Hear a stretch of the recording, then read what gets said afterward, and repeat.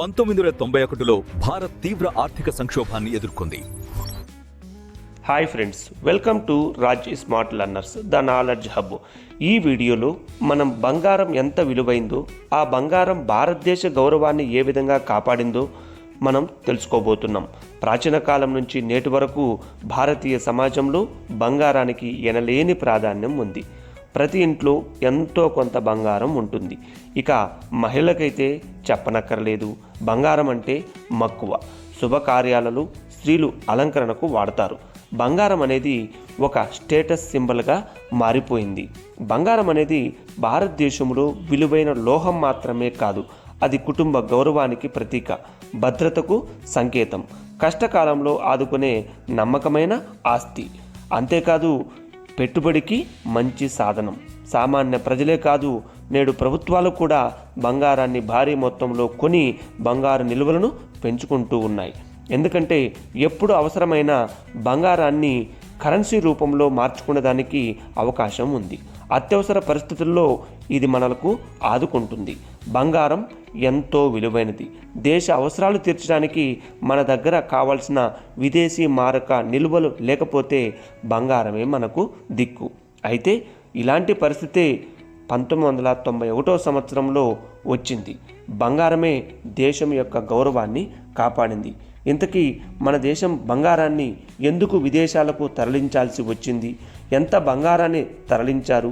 దేశాన్ని ఏ విధంగా బంగారం రక్షించిందో ఈ వీడియోలో చాలా క్లియర్గా తెలుసుకోబోతున్నాం. ఇప్పటి వరకు ఎవరైనా మా ఛానల్ కానీ సబ్స్క్రైబ్ చేయకపోతే తప్పకుండా సబ్స్క్రైబ్ చేయండి. ఆలస్యం చేయకుండా వీడియోలోకి వెళ్ళిపోదాం. అది 1991 సంవత్సరం. దేశం చాలా క్లిష్ట పరిస్థితుల్లో ఉన్న సంవత్సరం. భారతదేశ ఆర్థిక వ్యవస్థని మలుపు తిప్పిన సంవత్సరం.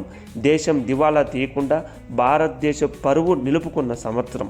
ఎందుకంటే 1980 నుంచి 1990 సంవత్సరాల మధ్యకాలంలో భారతదేశం తీవ్రమైన విదేశీ మారక నిల్వల సంక్షోభాన్ని ఎదుర్కొంది. మన దగ్గర సరిపడా విదేశీ మారక నిల్వలు, డాలర్లు లేవు. 1991లో జరిగిన గల్ఫ్ యుద్ధం కారణంగా అంతర్జాతీయంగా ముడిచమురు ధరలు విపరీతంగా పెరిగిపోయాయి. దేశ ఆర్థిక పరిస్థితి మరింత దిగజారిపోయింది. గల్ఫ్ దేశాల్లో పనిచేస్తున్న భారతీయులు స్వదేశానికి పంపే డబ్బు కూడా గణనీయంగా తగ్గిపోయింది. అంతేగాక భారతదేశం ఎక్కువగా దిగుమతులపై ఆధారపడడం వల్ల విదేశాలకు చెల్లించే విదేశీ మారక నిల్వలు వేగంగా తగ్గిపోయాయి. ఎలా అంటే 1991 మే నాటికి కేవలం ఒక వారం రోజులకు సరిపడా డాలర్లు మాత్రమే మన దగ్గర మిగిలాయి. విదేశీ సంస్థలు కూడా భారతదేశ జీడిపి రేట్ను తగ్గించాయి. దీంతో విదేశీ బ్యాంకులు భారత్కు కొత్త రుణాలు ఇవ్వడానికి నిరాకరించాయి. భారతదేశం తీవ్రమైన ఆర్థిక సంక్షోభంలో చిక్కుకుంది. ఇటువంటి సమయంలో అప్పటి తాత్కాలిక ప్రధాని శ్రీ చంద్రశేఖర్ ప్రభుత్వము మరియు ఆర్బీఐ గవర్నర్ ఎస్ వెంకటరామన్ గారు నాయకత్వంలో సాహసోపేతమైన నిర్ణయం తీసుకున్నారు. దేశ ప్రతిష్ట కంటే ముందు ఆర్థికంగా దివాలా తీయకుండా ఉండడం అవసరమని భావించినారు ఆ ప్రభుత్వ పెద్దలు. ఆర్బీఐ వద్ద ఉన్న బంగారు నిల్వలను తాకట్టు పెట్టాలని నిర్ణయించారు. మొదటి దశలో 1991 మేలో స్టేట్ బ్యాంక్ ఆఫ్ ఇండియా ద్వారా దాదాపు 20,000 కేజీల స్విట్జర్లాండ్లో మన యొక్క బంగారాన్ని తాకట్టు పెట్టి సుమారు $215 మిలియన్ సమీకరించారు. అయినప్పటికీ పరిస్థితి పూర్తిగా అదుపులోకి రాలేదు. కాబట్టి రెండవ దశలో 1991 జూలై 4న రిజర్వ్ బ్యాంక్ ఆఫ్ ఇండియా వద్ద తన సొంత నిల్వల నుంచి దాదాపు 47,000 టన్నుల బంగారాన్ని బ్యాంక్ ఆఫ్ ఇంగ్లాండ్ దగ్గర రహస్యంగా తాకట్టు పెట్టాల్సి వచ్చింది. దీన్ని ముంబైలోని శాంతాక్రూజ్ విమానాశ్రయం నుంచి రహస్యంగా ప్రత్యేక భద్రతా దళాల మధ్య భారీ ట్రక్కులలో విమానాశ్రయానికి తరలించారు. ఈ ఆపరేషన్ను అత్యంత గోప్యంగా నిర్వహించేందుకు కస్టమ్స్ నిబంధనల్లో కూడా ప్రత్యేక మినహాయింపులు పొందారు. బంగారాన్ని కార్గో విమానాల్లో ఎక్కించి విదేశాలకు తరలించారు. అయితే దీనిని రహస్యంగా ఉంచాలనుకున్నారు.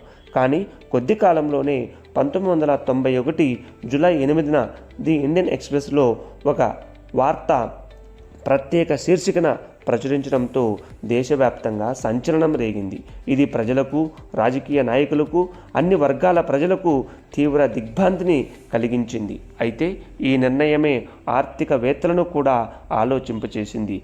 దేశాన్ని ఆర్థిక పతనం నుంచి బంగారం కాపాడింది. కానీ భవిష్యత్తులో ఇలాంటి ఆర్థిక విపత్తు రాకుండా ఉండేందుకు భారత ఆర్థిక వ్యవస్థలో విప్లవాత్మకమైన మార్పులు అవసరమని గుర్తించారు. అందుకే అధికారంలోకి వచ్చిన పివి నరసింహారావు గారు, ఆర్థిక మంత్రి డాక్టర్ మన్మోహన్ సింగ్ నేతృత్వంలో దేశ ఆర్థిక వ్యవస్థను సరళీకృతం చేస్తూ చారిత్రాత్మకమైన నిర్ణయం తీసుకున్నారు. వీటినే ఆర్థిక సంస్కరణలు అనే పేరుతో పిలుస్తారు. విదేశీ పెట్టుబడులకు అనుమతులు ఇవ్వడం, దిగుమతులు తగ్గించడం, ఎగుమతులను ప్రోత్సహించడం, ప్రైవేటు భాగస్వామ్యాన్ని కల్పించడం, మార్కెట్ ఆధారిత విధానాలను ప్రవేశపెట్టడం వంటి ఆర్థిక చర్యలను తీర్చుకోవడం వల్ల దేశ ఆర్థిక వ్యవస్థ కొత్త పుంతలు తొక్కింది. ఆ రోజు చేపట్టిన ఆ రహస్య గోల్డ్ ఆపరేషన్ నేటి భారత ఆర్థిక పురోగతికి కీలక మలుపుగా చెప్పవచ్చు. ఈ మధ్యకాలంలో గల్ఫ్ యుద్ధం కారణంగా మళ్ళీ క్రూడ్ ఆయిల్ ధరలు పెరగడం, ప్రధాని గారు బంగారంను కూడా కొనుగోలును తగ్గించాలని సూచించడం జరిగింది. ఆయిల్ను పొదుపుగా వాడాలని కూడా ప్రజలను కోరారు. ఏది ఏమైనా మన దగ్గర సరిపడా విదేశీ మారక నిల్వలు ఉన్నా ముందు జాగ్రత్తగా ఈ చర్యలు తీసుకోవడం వల్ల భారత ఆర్థిక వ్యవస్థను పటిష్టంగా ఉంచడానికి ఉపయోగపడుతుంది. సో బంగారం అనేది ఎప్పుడూ విలువైనదే, అవసరానికి ఖచ్చితంగా ఆదుకుంటుంది. 1991 ఆర్థిక పరిస్థితి వచ్చినప్పుడు బంగారమే మన దేశ యొక్క గౌరవాన్ని కాపాడడంలో ఎటువంటి సందేహము లేదు. Thank you.